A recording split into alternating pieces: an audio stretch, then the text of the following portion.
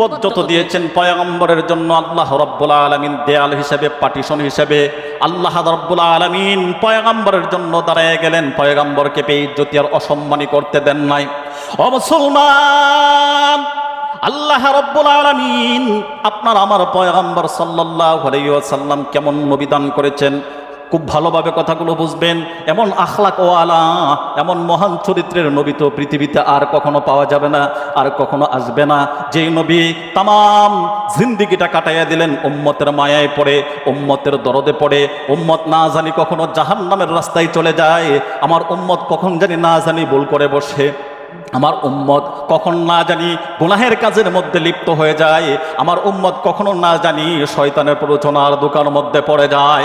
আল্লাহর নবী সর্বক্ষণ তিনি উম্মতের ফিকিরে থাকতেন।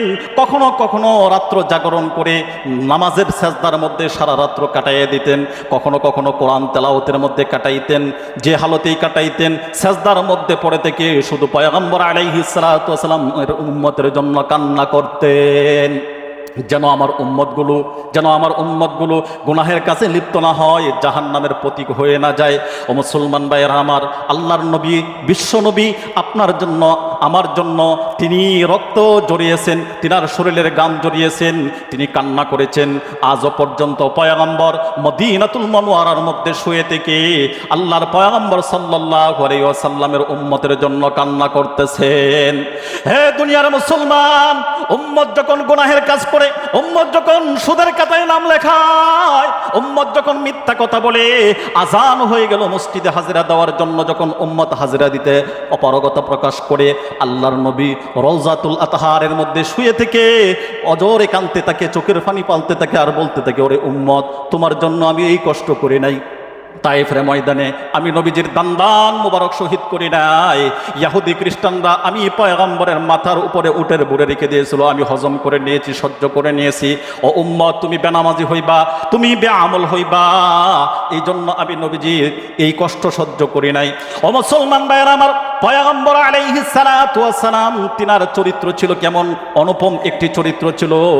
দুনিয়ার সমস্ত মানুষগুলো পয়গম্বরের চরিত্রকে আজও পর্যন্ত ইহুদি খ্রিস্টানরাও পর্যন্ত ফলো করে, কিন্তু দুঃখজনক বিষয় হলো মুসলমানের ঘর থেকে জন্ম নেওয়ার পরেও এখনো আমাদের চরিত্র মুহাম্মাদের আদর্শ গ্রহণ করতে পারি নাই। এর বাস্তব প্রমাণ দেখেন, নামাজ তো পড়ি নাই, দিনের দ্বারে কাছে তো নাই, তারপরেও অতিরিক্ত কিছু বস্তু যেইগুলো ইহুদি খ্রিস্টানদের অসভ্য সংস্কৃতি আমাদের প্রত্যেকটা মুসলিম সমাজের ঘরে ঘরে আজকে ঢুকে গিয়েছে।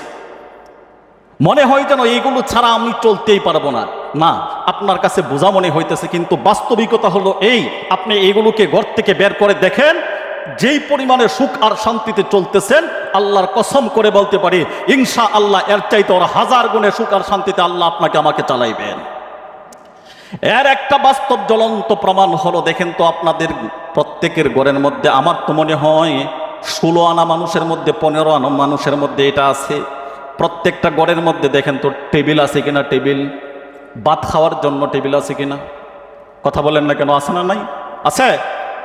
ভাত খাওয়ার জন্য টেবিল প্রত্যেকটা ঘরের মধ্যে রয়েছে, অথচ এটা কিন্তু মুহাম্মাদের আদর্শ না, এটা কোনো মুহাম্মাদের আখলাক না। নবীজি কখনো টেবিলের মধ্যে খানা খাইতেন না, নবীজি কখনো, এটা তো অর্ধখারইয়া, অর্ধেকটা দাঁড়াইয়া খানা, এটাকে আপনার বসা হইল? বলেন তো, এটা কি বসা হইল? আপনার বিবেক কি বলে? হাদিস বাদ দিলাম, নবীজির আখলাক বাদ দিলাম, আপনার বিবেক নামক আদালতকে একবার প্রশ্ন করেন, টেবিলের মধ্যে যদি আপনি খানা খাইতেছেন চেয়ারের মধ্যে বৈশা, বলেন তো চেয়ারটা আপনার পাশার থেকে মনে করেন সরাইয়া নিলাম, নেওয়ার পরে আপনি কোন অবস্থায় আছেন? অর্ধেকটা দাঁড়ায় আছেন না, ফুল দাঁড়াইয়া না ফুল বৈশা। এটা কোনো খাওয়ার তরিকা হইতে পারে না। শুধু একটা, হাজারো এরকম ঘটনা রয়েছে। এই যে টেবিল, এটা মুহাম্মাদের আখলাক আর চরিত্রের মধ্যে পড়ে না। দ্বিতীয় কথা হলো দস্তরখানা।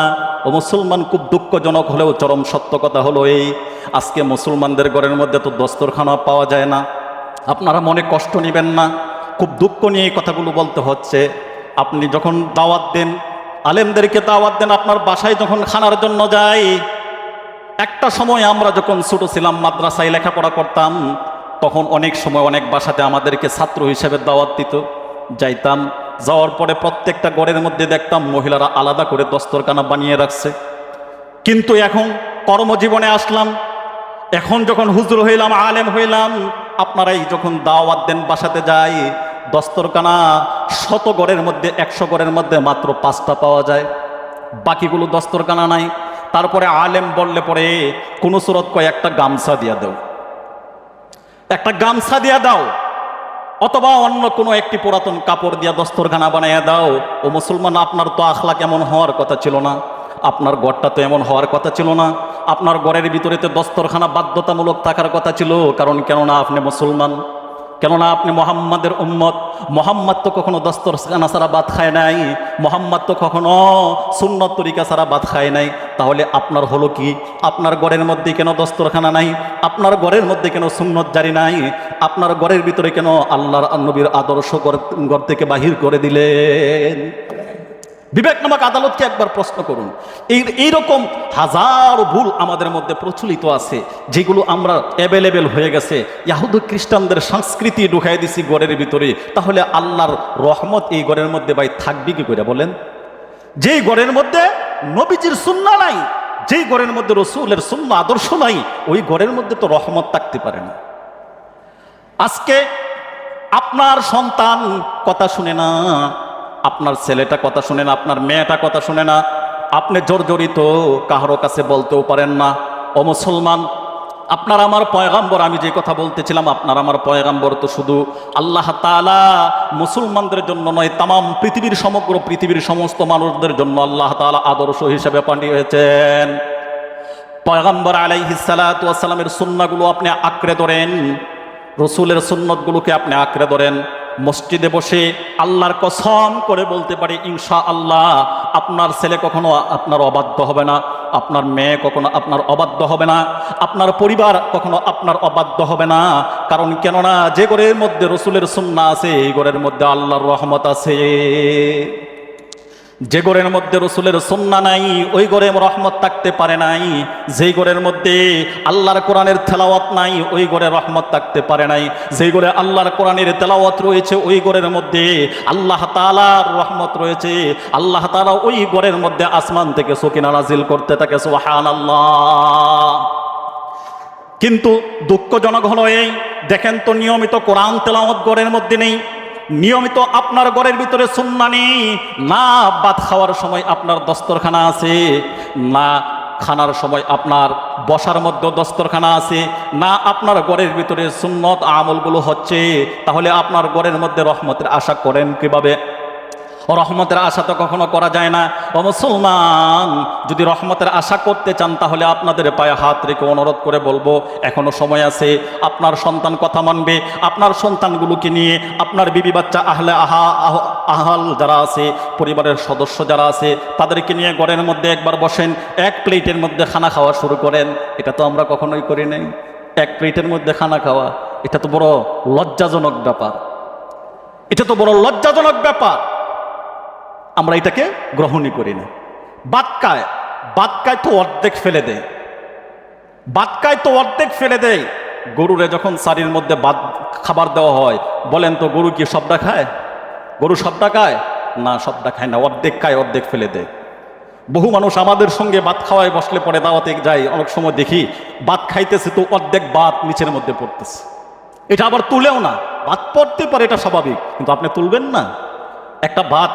এটা তো কিয়ামতের ময়দানে আপনি জানেন, এক একটা ভাত আল্লাহর পয়গম্বর আলাইহিস সালাতু ওয়াস সালাম বলেন, হে মায়ের উম্মত, কাল কিয়ামতের ময়দানে একটা ভাত কি পরিমাণ দামি হবে। একটা ভাত হবে বিশাল আকৃতির একটি মুগরের মতো, বিশাল আকৃতির একটা মুগরের মতো। তখন ওই ভাতটাকে ফেরেশতারা বলবে, যেই ভাতটা তুমি দুনিয়াতে নষ্ট করে দিয়েছো, ফেলে দিয়েছো, ওই ভাতটা তুমি এখন বক্ষণ করো, খাও। তার পক্ষে এটা খাওয়া সম্ভব হবে না। এজন্য আপনার আমার করণীয় হইল, ভাতগুলো নষ্ট করা যাবে না। ভাত পড়ে গেলে এটাকে তুলতে হবে, তুইলে খাইতে হবে। আঙ্গুল চাইটা খাওয়া, এটা তো আমাদের সংস্কৃতির ভিতরেই পড়ে না। যদি কোনো একজন ব্যক্তি আঙ্গুল চেটে খায়, তখন এটা আমরা নিয়ে আরো তিরস্কার করি, লজ্জাজনক মনে করি।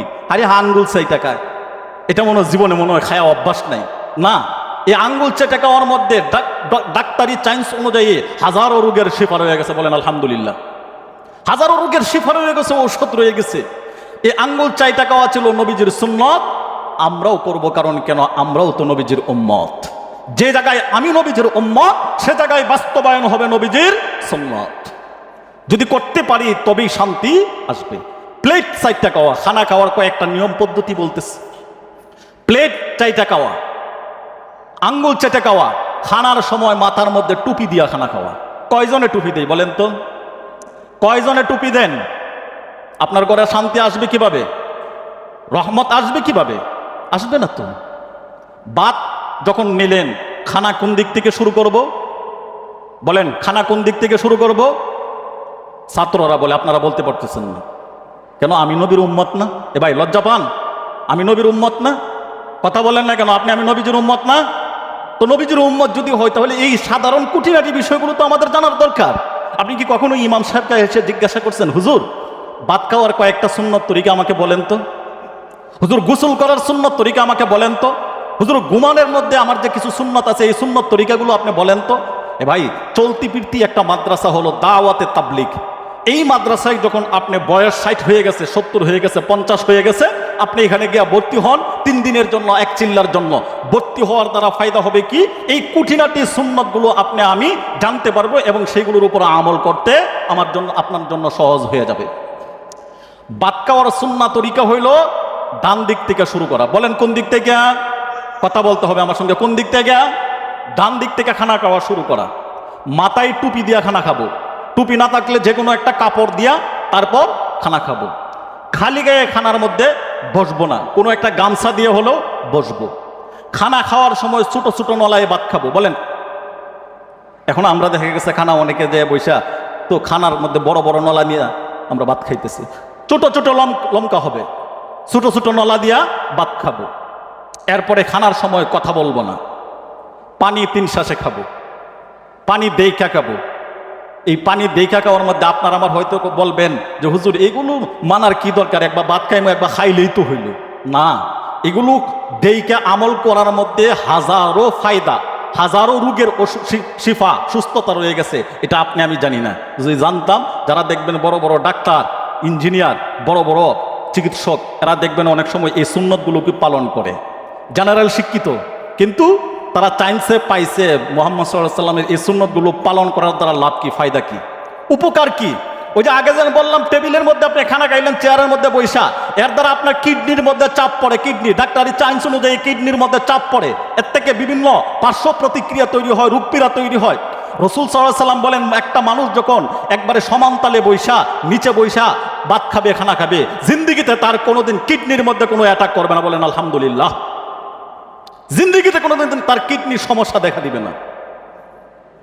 মানুষ 60 বছর, 40 বছর, 50 বছর বয়স হইলেই হাজার রোগে আক্রান্ত হয়ে যায়। আগেকার জামানার মানুষের মধ্যে তো আর এত রোগ পীড়া ছিল না। যখন থেকে আমরা রসুলের সুন্নাহকে বিদায় দিছি, তখন থেকে রোগ আমাদেরকে আহলান সাহলান জানাইছে। তো ভাত খাবো সুন্নাহ তরিকায়, টয়লেটে যাব সুন্নাহ তরিকায়, জুতা পরিধান করব সুন্নাহ তরিকায়, কথা বলবো তো সুন্নাহ তরিকায়, চাল চলন লেনদেন করব তো আমার সুন্নাহ তরিকায় করব। আপনি মসজিদ থেকে বাইর হইতেছেন, আমি আপনাদের কাছে প্রশ্ন করি, আপনারা তো মুসলমান, আমিও তো মুসলমান, আমরা সবাই তো মুসলমান নাকি?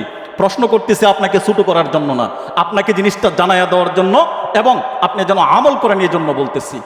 বলেন তো, জুতা পরিধান করা কোন পা আগে পরিধান করা সুন্নত? বলেন বলেন, কোন পা? ডান পা। তবে এখানে আর একটা পদ্ধতি আছে, আপনি ডান পা সোজা দিলেই কিন্তু পূর্ণাঙ্গ সুন্নত আদায় হবে না। সুন্নত তখনই পূর্ণাঙ্গ আদায় হবে, বাম পায়ের জুতার উপর বাম পাটা রাখবেন। বলেন কোন পায়ের জুতার উপর? বাম পায়ের জুতার উপর বাম পাটা প্রথমে রাখবেন, তারপর ডান পায়ের জুতার ভিতরে ডান পাটা প্রবেশ করাইবেন। এটা হলো রসুলের সুন্নাহ তরিকা। টয়লেটে যখন যাব তখন কোন পা আগে?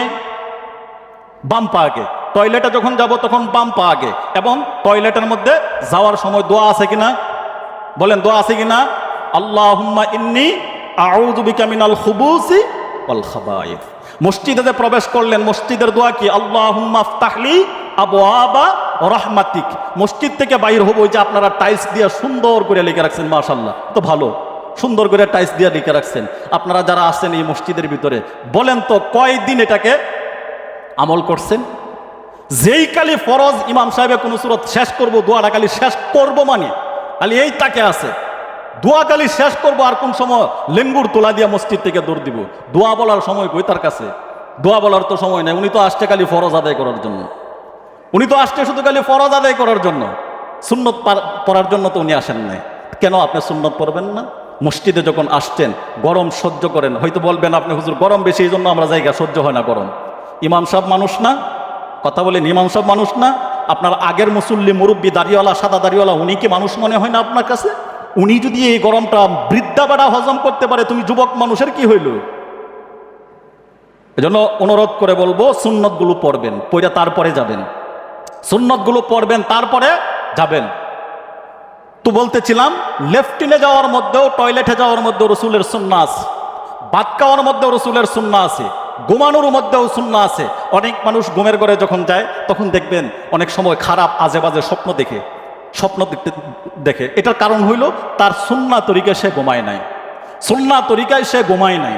যদি সুন্নাহ তরিকায় সে ঘুমাইতো, আল্লাহর পয়গম্বর সাল্লাল্লাহু আলাইহি ওয়াসাল্লাম বলেন, যদি কোনো একজন ব্যক্তি সুন্নাহ তরিকা অনুযায়ী সে ঘুমের ঘরে যায়, ওযু করে ঘুমায়, তো ওই ব্যক্তি সারা রাত্র ঘুমের মধ্যে থাকে।